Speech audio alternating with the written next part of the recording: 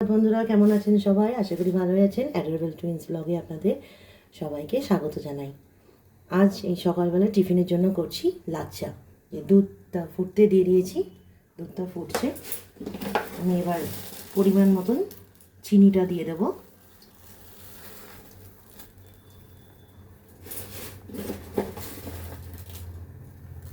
যে যেরকম চিনি খায় সেরকমই অবশ্য।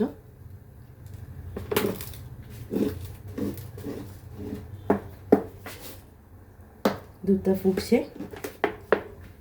একটু দুধটাকে আমি ফুটিয়ে নেবো, চিনিটা যেহেতু দিয়েছি। এই যে আমি লাচ্চাগুলো দিয়ে দিলাম।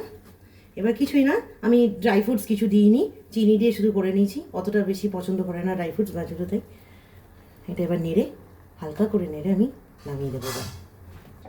এই যে আমি এটাকে আর বেশি ফুটাবো না, বেশি ফুটাতে নেই, যেহেতু হালকা করে এটাকে নেড়ে দিলাম আমি, জিনিসটা হয়ে যাবে।